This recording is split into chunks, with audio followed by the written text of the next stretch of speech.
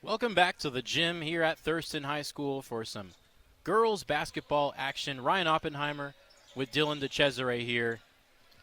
And 16 minutes left on the clock. It's been a really good game so far with Lake Oswego. Thurston on top 25-23. They've won 4 of 5. They're trying to make it 5 of 6 here. What do you think they need to do to make that a reality? Keep the physical game and the paint going for Thurston. That's what really gave them their comeback as they scored about 15 unanswered. So they need to really keep that going and just continue being dominant. Emmy Gerdrum's going to get the second half started with a three-pointer that it's no good, but cleaned up by Peyton Tovey. Great Rebound job. went right back to her, and she put it in. Great job. Great job by Peyton Tovey, crashing the boards. A lot more of that from Thurston in the second quarter is going to continue here in the third. Taking it inside is Peyton Glass, and the fadeaway jumper is good. Nothing but net from Glass to start the second half. 27-25, both teams have scored. That was a smooth little post move there from Peyton Glass. You know, that's how you want to start off the half for her. I think those are her first points of the game. So if she can keep that going, we can see the playmaker's abilities show out. Addie Nelson hit a 3 before in the first half. Can't hit that one. A minute has trickled off the clock. And a whistle. Yeah, that would be a foul on Tovey, just on that press from her. Just got a little bit rough. A little bit too physical, but that's what you like to see from the Colts. They really hang their hat on physicality, forcing turnovers in the backcourt. Morgan Hoover will put up a layup going right, but missed it. Montez taking it down for Thurston, guarded by Olivia Jordan. Cross-court pass to Tovey, short on the three-pointer, rebounded by Jordan. A minute and a half has been taken off the clock here in the third, and Jordan takes it coast to coast but missed the layup. If you're Olivia Jordan, you have to finish that one. You had a free pass going down the lane. Unfortunately couldn't convert, but that's a must make. Would have tied the game. Thurston up by 2. Montez skip pass to Tovey. Now inside to Addie Nelson. Fadeaway hook shot, in and out. Wow. Taking it down is Valladares. Valladares into traffic on the right side, hands off to Glass. Glass backing down Nelson. Puts it up with the right, off the backboard, out of bounds after the deflection. It'll stay with the Lakers. Into the game now, Avery Cavagnaro, one of the first girls off the bench here for the Lakers. Valladares inbounds. It finds Morgan Hoover, puts up a shot, and in the rebound, Gerdrum had her foot on the line. Her foot on the baseline, out of bounds, and stays with Lake Oswego. Half shoe size smaller, and that's Thurston ball going the other way. Unfortunate, but good rebound right there from the Colts. Inbound to Hoover. Bank shot, good. Yeah, a good Addie little Nelson. 15-footer is pure. Yeah, Addie Nelson got a little bit lost on that inbound. Couldn't pick up Hoover, and she was able to have an easy 2-footer. Kylie Skinner on the other end, fouled by Hoover. Free throws coming in a tie ball game, 27-27. Skinner got the start today. Usually the second string center, but she got the nod instead of Bridget Nault. Both of those players have gotten minutes today. Skinner's first free throw, off the back rim, bounces high and drops. Yeah, and those are the two tallest players for the Thurston team, Nault and Skinner. So we'll see if they also share some court time, which I think they are, or I think they have in the first half. Skinner's second free throw also off back rim. This time it doesn't drop. And Olivia Jordan takes it across half court. Long pass to the right corner for Glass. Glass around a screen. Backing down Skinner. Big size disadvantage. She fades away. Can't hit it. Rebound Gerdrum. She passes cross court to Tovey. Short on the layup. Rebound Cavagnaro. Valladares taking it across in the middle. Tovey playing defense on her, knocking it out of bounds, and it goes off of Valladares. Heads up play from Tovey, knocking it, and it bounces off her knee. So a turnover forced by the Thurston defense. A great job from Peyton Tovey. Just on the other end, you missed the layup. Well, she'll get the ball back for you. And that was just a great job by Peyton Tovey, just getting right back to work. Gerdrum with a nice pass to Tovey from half court. Found her open, but couldn't hit the layup again. Jordan thought about the three, gets it to Valladares. She's open, short. Long rebounds hauled in by Glass. Glass takes it back out. Nelson playing defense. Glass around a screen, lobs it inside to Cavanaro. Short on the layup, and a long rebound to Valladares. She finds Glass open at the top of the key. Good for three. And she puts her team on top, 30-28 Lakers. What a splash by Payne Glass. 5 points in the game, 5 points in the quarter. And she's going to come alive here in the third, and that could propel the Lakers to soar. Gerdrum's pass hit a Laker foot. It's going to stay here with the Lakers. As Valladares takes a seat, into the game for the Lakers is Dima Hassan. Yeah, we saw on the Laker end a lot of that pick and roll action, which Payne Glass has been able to take advantage of. As her playmaking skills, she's going to feed the ball in, and the Lakers could also win that physical game too. They just need to start playing it. Skinner bounces it inside the Nelson, back to Skinner. Now it's Gracie Neeson. Addie Nelson will hit Gerdrum, top of the key. Now right wing, it's Skinner. Back to Gerdrum. Reversal to Nelson. Into the post, into the left corner for Troiano. Her three is good. Colts lead by 1. Great ball movement from the Colts. You had Gracie Neeson acting like a command center there, just passing the ball out, able to get the open three. Jordan, right corner, around a couple of screens, drives middle, gives to Hassan. Hassan backs it out, guarded by Neeson. Picks up her dribble, right side, gives inside to Cavanaro, who lays it in right down Broadway. Cavanaro just with the open look, and she's making some great cuts. We've already seen her do it 3 times here, just getting in front, and she has that extra step because of her length. Troiano drives baseline, missed the layup. Didn't have a good angle there as Hassan takes it down the court, throws a pass intercepted by Nelson. Nelson scanning, and coming from behind is Sheldon. Kind of knocked it over to another Colt. She missed the layup. Sheldon taking it down. Hassan.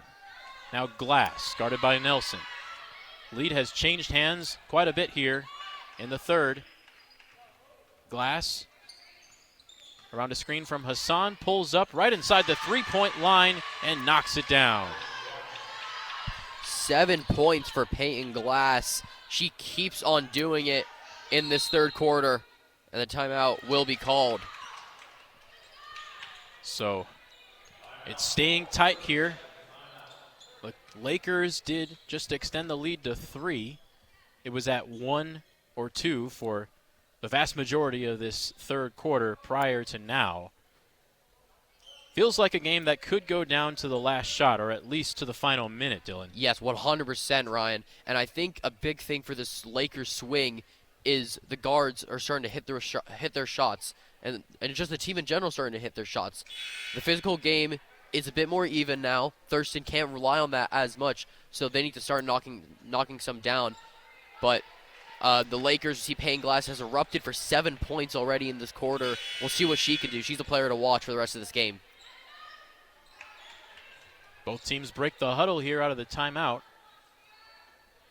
as Lake Oswego leads 34-31. 2 minutes here in the third. Troiano inbounds. And Gerdrum receives, gives back to Troiano. She thought about another three-pointer, but passed it up. Audrey Parker in the game now. She gives to Gerdrum. Now Gracie Neeson, right wing, handoff to Troiano. Troiano, bounce pass into the post. Bridget Nault fakes out her defender, tried to put it up and was blocked. And a scramble for the ball goes out of bounds. Yeah, good battle from Bridget Knoll. That'll stay Thurston ball. And she was posted up just trying to find the ball. She got it. Good defense, but Colts luckily retained.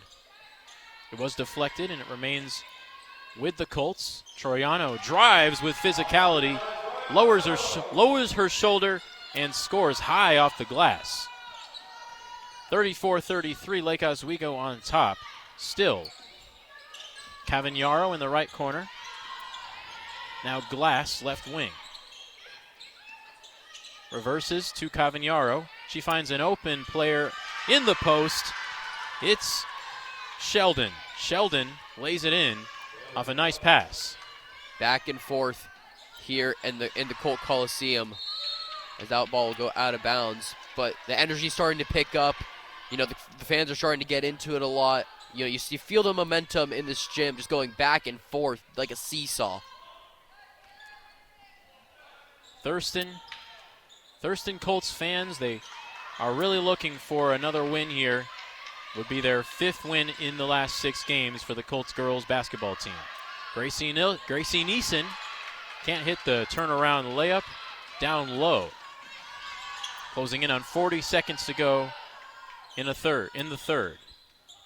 Sheldon around a screen from Hassan. Bounce pass, knocked away by Troiano, goes back to Sheldon. Glass guarded by Troiano. 15 on the shot clock, 25 on the game clock. Hassan now on the perimeter. Threw a pass, but didn't know exactly where she was throwing it to. Intercepted, and then Glass getting her hands dirty. Wrapping up Troiano and getting the ball back for the Lakers in a jump ball.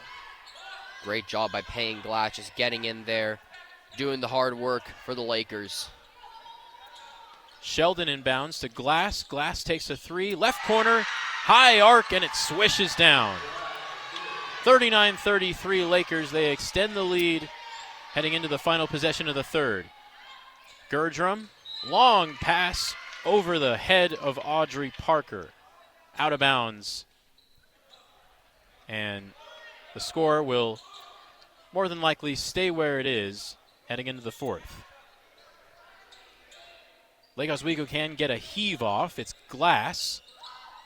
The prayer is unanswered. 39-33 Lakers. They pulled away a little bit at the end of the third. Otherwise, though, it's been really, really close. We're headed for an exciting finish here in the Thurston gym. Thurston Colts down 39-33 to the Lake Oswego Lakers. We'll be back after a short break on KWVA and KOCR. We get started in the home first inning here at Rich Schwab Field for the final time this season. Taylor Kenworthy, the senior, leads off against Camille Schmitz, who closed out the win for Eastern Oregon earlier today. And she's hoping to carry over that success into this start as she throws strike one, swing and a miss from Kenworthy. And Kenworthy didn't have her greatest offensive day in Game 3. Went 0 for 4 and left 4 runners on base. Drawn power hitter. Under that one and fouls it back. Sometimes it makes it a little bit hard to see, but when you get those foul balls straight back into the fence, it makes you grateful.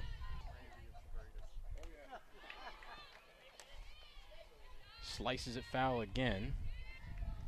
And Kenworthy, one of the seniors who was honored in the senior day ceremony between the two games today. She's playing in her 58th game, making her 58th start, or 59th game actually. 3-2 pitch inside, taken by Kenworthy for ball 4. And now she gets Emily Cole to bunt. It advances Kenworthy to second, and Cole is out at first. Hasn't taken a whole lot of at-bats this year, Cole, but number 26, Sarah Martin. She's gotten a couple hits. That time advances the runner to second, does her job. Through a complete game last game, earlier today. and a complete game yesterday. I was right. Well, here's Sarah Martin now with a 1-0 count. Takes for strike one. Martin has just been a huge addition for Jim Patrick and this Bushnell team. Not sure what this team would look like without Martin's pitching impact and also her impact at the plate. She's gotten her average above 286. Breaking pitch runs outside for ball 3. Good count for Martin to be aggressive with 1 out. She doesn't swing and takes strike 2. And the payoff. Shot up the middle, through the infield, and a runner will score. Martin took off for second base, though. She's going to be out by a mile. But an RBI single for Sarah Martin. She is 3 for 3 on the day over the 2 games. Well, Sarah Martin can do just about everything, but the speed is, wouldn't say is one of her strengths. I mean, the moment she took off for second, I think she knew that was the not the right play to make there, but still gets Bushnell on the board for the first time today. So that is huge. And Violet Richardson now, with the bases empty, has a 1-1 count from Schmitz. Swings at that pitch. It is popped up into foul territory and lands just over the fence. Count is now 1-2 with Maddie Fullenwider on deck. A mini slump for Richardson. Hitless last game. Hits that one high in the air to the wall. It's gone! A moonshot. But it had the carry.